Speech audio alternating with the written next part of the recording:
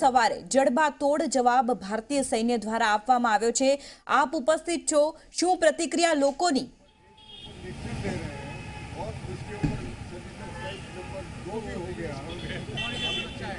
બિલકુલ જે રીતના પુલવામામાં આતંકી હુમલો થયો હતો અને ત્યારબાદ આજે સવારે 3:30 વાગે ભારતીય જે વાયુસેના છે તેને પાકિસ્તાન ઓક્યુપાઈડ કાશ્મીરમાં ઘૂસીને જે દેશના જે કેમ્પો છે તેના પર 1000 જે બમ છે તે બરસાવ્યા છે અને કેમ્પોનો ખાત્મો કર્યો છે। ત્યારે આપણી સાથે વાત કરવા માટે વડોદરામાં જે દેશના પહેલા પૂર્વ કર્નલ રહી ચૂક્યા હોય, પૂર્વ બ્રિગેડ રહી ચૂક્યા હોય, પૂર્વ સૈનિક રહી ચૂક્યા હોય તેવા લોકો આપણી સાથે ઉપસ્થિત છે।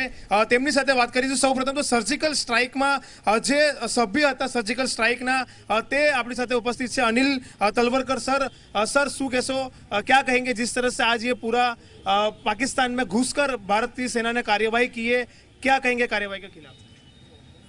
ये सर्जिकल स्ट्राइक 2 इसको कह सकते हैं।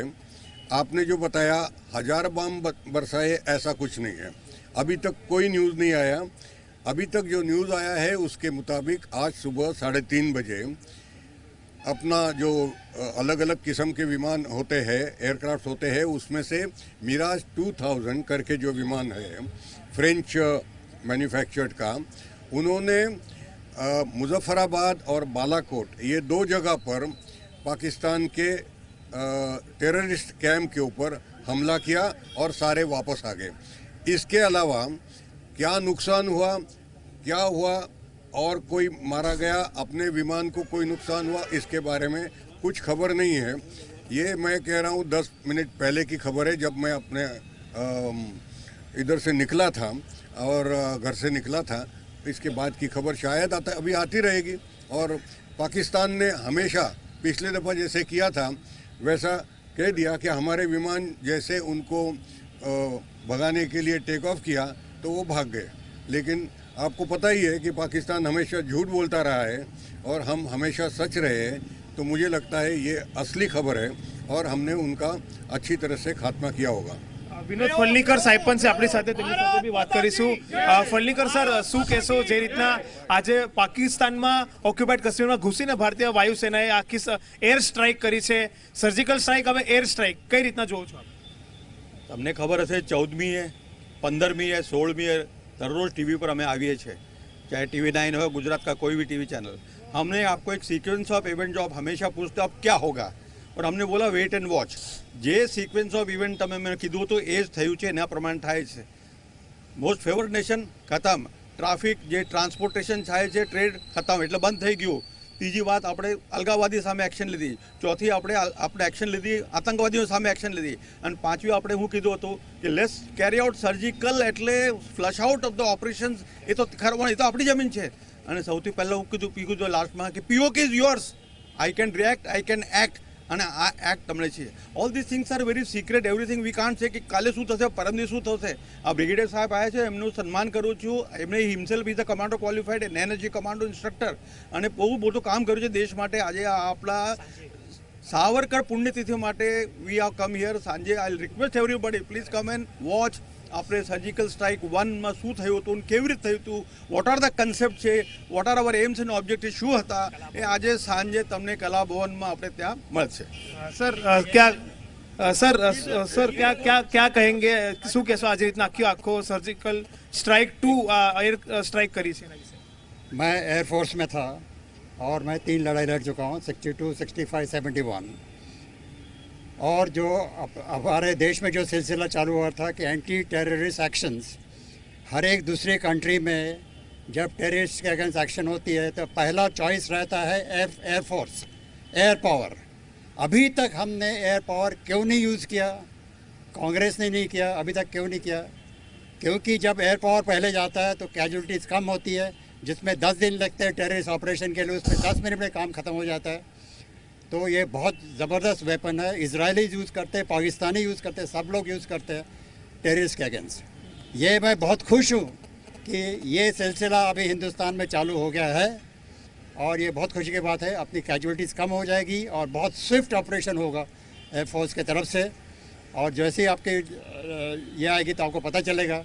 जो 10 दिन लगते हैं टेररिस्ट ऑपरेशन के लिए, गोलियां चलती रहती है, अपने कैजुअलिटीज़ होती है, तो तो ये गवर्नमेंट ने अभी उसके साथ में, जैसा इजरायली का है, first choice air power and zero casualty doctrine, मतलब एक भी कैजुअलिटी नहीं होनी चाहिए, ये हमारे देश ने लेना चाहिए, गवर्नमेंट ने समझना चाहिए और इस तरह का उपयोग करना चाहिए कि एयर स्ट्राइक करो और जीरो कैजुअलिटी करो। पहले इसको ख़त्म करो, फिर आर्मी को बोलो कि अभी जाके सफाई बचा हुआ सफाई करें। फिर से ब्रिगेडियर साहब से हम पूछने की कोशिश करेंगे। सर, आप तो सर्जिकल स्ट्राइक जब हुई थी वो टीम के मेंबर थे, आज एयर स्ट्राइक हुई है, क्या कहेंगे? सर्जिकल स्ट्राइक जितना इम्पोर्टेंट हमारे लिए था उतना ये एयर स्ट्राइक भी इम्पोर्टेंट है। देशवासी लोगों को सेना की तरफ से बहुत बड़ा ये आतंकियों के ऊपर बदला जो कह सकते हैं हम, ये पूरा सर्जिकल स्ट्राइक कहो या एयर स्ट्राइक कहो, सबका एक ही इम्पोर्टेंस होता है और मुझे लगता है इसमें डिफरेंशिएट आप करने की ज़रूरत नहीं है। आपने क्या करना है तो दहशतवाद का ख़त्म करना है। दहशतवाद को ख़त्म किस तरह से करेंगे? एयर स्ट्राइक एक तरीका है, सर्जिकल स्ट्राइक दूसरा तरीका है, बाकी इकोनॉमिक डिप्लोमेटिक चैनल से जो होता है वो भी तरीके हैं। ये सारे वैलिड है। मेरा ये कहना है कि आप कभी भी ऐसा मत सोचो कि सिर्फ फौज की एक्शन से, चाहे एयर हो चाहे ज़मीन के ऊपर से जाने हो, कभी भी दहशतवाद ख़त्म नहीं होगा। बाकी एक्शन उतने ही ज़रूरी है जैसे हमने शुरू किया है MNF स्टेटस, वाटर ट्रीटी का एब्रोगेशन, ये सारा ज़रूर है क्योंकि लॉन्ग टर्म में आखिर में जाकर आर्मी और एयरफोर्स वो पीछे हट जाते हैं एक बार काम करने के बाद, और जो सिविल एडमिनिस्ट्रेशन है उसको ही आगे जाना पड़ता है और आगे जाकर ख़त्म करना पड़ता है। ફલનીકર સાહેબ ફરીથી કહેવા માંગે, સર શું કહેશો? બદલો લઈ લીધો પાકિસ્તાન પાસેથી? સૌથી પહેલી વખત વર્લ્ડ ઓપિનિયન આપણા પાસે છે જે પ્રમાણે આપણા પર એટેક થયું હતું ક્યારે પાર્લામેન્ટ પર, ત્યારે અટલજી આપણા પ્રાઇમ મિનિસ્ટર હતા. વી મૂવડ, વી ડિપ્લોયડ અને કેટલું નુકસાન થયું, we never fired a single bullet. અને પછી પેપરમાં, ટાઈમ્સમાં, બધા મેગેઝિનમાં જોયું કે Indian economy has gone back to 10 years. આ વખતે આપણે આ મૂર્ખપણો નથી કર્યો અને એટલે આઈ એમ વેરી પ્રાઉડ. અને તમારા માધ્યમથી હું બધાને અભિનંદન કહું છું, મારા એરફોર્સ, આર્મી, નેવી, જેટલા મારા લીડર છે, those who are in the making, ચાહે ડિફેન્સમાં, બધાને હું ખૂબ અભિનંદન. અને આનંદની વાત છે કે એટલીસ્ટ વી હેવ સ્ટાર્ટેડ રેકગ્નાઇઝિંગ. આજે તમને કોઈ યુએનમાંથી તમને ક્વેશ્ચન નહીં પૂછે કે ભાઈ કેમ તમે બીજા કન્ટ્રીમાં જાય. કન્ટ્રી અને પીઓકે તો આપણી જ છે. અરે સૌથી પહેલાં આપણે પીઓકે લેવું જોઈએ. અખંડ ભારતની વાત કરો ત્યારે કરો ને, આવો ને લેવો ને ભાઈ, કેમ નથી તમે લેતા? આ સ્ટાર્ટ થઈ ગયું. સર, આપનું શું નામ છે અને આપ શું કહેશો આખા જે ભારતે બદલો લીધો છે એના વિશે? જી, યજ્ઞદત્ત દવે અને પૂર્વ સૈનિક સેવા પરિષદના મહામંત્રી તરીકે હું વડોદરામાં જવાબદારી નિભાવું છું. મારે આજે ખાસ એક વાત કહેવી છે કે આજે પૂર્ણામાનો જે શહીદનો જે 40 લોકોની આંખ બીચણી, તો ખરેખર મને કહેવા દો કે 130 કરોડ ભારતીય જનતાની આંખ ઉઘાડી દીધી છે. અને ઘણીવાર એમ કહેતા હોય સર્જિકલ સ્ટ્રાઇક કે શહીદ કોણ? શહીદ આપણા સૌથી પહેલાં શહીદ ગણેશ ભગવાન હતા. અને એના આપણે શ્રી ગણેશ આજે કેવી રીતે કે એમની માતા માટે એમને એક સંરક્ષણ સોંપાયું અને એમને એક પોતાનું આત્મબલિદાન આપી દીધું અને શહીદ કહેવાય. ફર્સ્ટ શહીદ એ હતા. તો એના ન્યાય આપણે આજે જે ગણેશના સ્થાપન કર્યું છે અને એ ખરેખર બહુ પ્રશંસનીય છે અને આમાં કોઈ ડાઉટ નહીં. પણ એક વસ્તુ મને કહેવા દો કે મને ઘણા લોકો પ્રશ્ન પણ પૂછતા હતા પરમાણુ યુદ્ધ ને વગેરે વગેરે, પણ એ જે જરૂરી નથી અને આવશ્યક પણ નથી અને એ કદાચ આ ઉપક્રમે જરૂરી પણ નથી. અને જે સહેલાબ, જે ભાવ, જે આખા ભારત જનતાઓમાં, વડોદરાની પ્રજામાં હું ઠેર ઠેર જોઉં છું, 200 300 જગ્યાએ જે એ સહેલાબ જાગી રહ્યો છે એ માટે ખરેખર અભિનંદન પાત્ર છે. સર, આપનું શું નામ છે અને જે રીતના ભારતે પાકિસ્તાન ઓક્યુપાઈડ કાશ્મીરમાં ઘૂસીને આતંકીઓનો ખાત્મો કર્યો છે, એમના કેમ્પનો ખાત્મો કર્યો છે, આપ શું કહેશો પૂર્વ સૈનિક તરીકે? હું અશોક કુમાર ચાવડા, ગુજરાત પૂર્વ સૈનિક સેવા પરિષદના મહામંત્રી તરીકે ફરજ બજાવું છું. આજે હુમલાઓની વાત કરીએ આજે, એ ખૂબ સુંદર સમાચાર છે અને આ એક શરૂઆત છે જે જન આક્રોશ સમાજમાં ઊભો થયો છે. જે આપણા 44 જવાનો શહીદ થયા ત્યારબાદ જે સરકારે જે એક્શન લેવી જોઈએ, સરકાર પર દબાણ લાવતા હતા અને યુદ્ધની વાત કરે, યુદ્ધ અત્યારે અસ્થાને છે, પરંતુ આ જ એક પ્રોપર અને ચોક્કસ રસ્તો છે અને આ એની શરૂઆત છે. આગળ હજુ આપણે જોઈશું કે આપણે સમાજ ક્યાં જઈને ઊભો રહેશે અને આ લશ્કર ને જે આપણું ડિફેન્સ છે એનો પૂરેપૂરો ચોક્કસ જે મોદી સાહેબે કહ્યું તેમ એનો પૂરેપૂરો એક જવાનના લોહીના કતરાનો જવાબ આપણે લઈને રહીશું, એમાં કોઈ શંકા નથી. સર, શહીદો જે થયા છે પુલવામા એટેકમાં, શું કહી શકાય ખરેખર હવે તેમને પરિવારને ન્યાય મળ્યો છે, દેશને ન્યાય મળ્યો છે? એમને એકચ્યુઅલી શું છે કે જે થયું છે એનો ઈંટનો જવાબ પથ્થરથી આપવો જ પડે.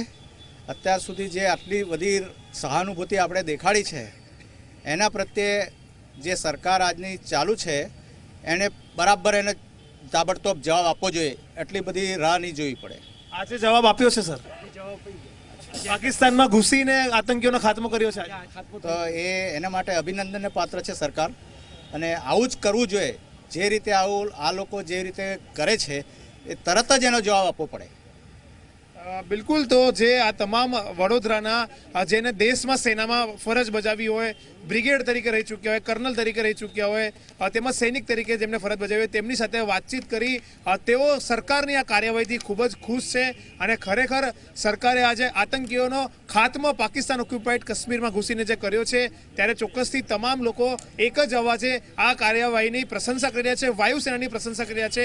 જે રીતના એર સ્ટ્રાઇક કરી છે અને તેમાં જે રીતના આતંકી કેમ્પોનો ખાત્મો થયો છે તે ખરેખર બિરદાવવા લાયક છે. અને માત્ર પૂર્વ સૈનિકો જ નહીં પરંતુ વડોદરાની જનતા, સમગ્ર દેશની જનતા પણ વાયુસેનાની અને જે આપણા ભારતીય સેનાની જે કાર્યવાહી છે તેની આજે પ્રશંસા કરી રહી છે. જી.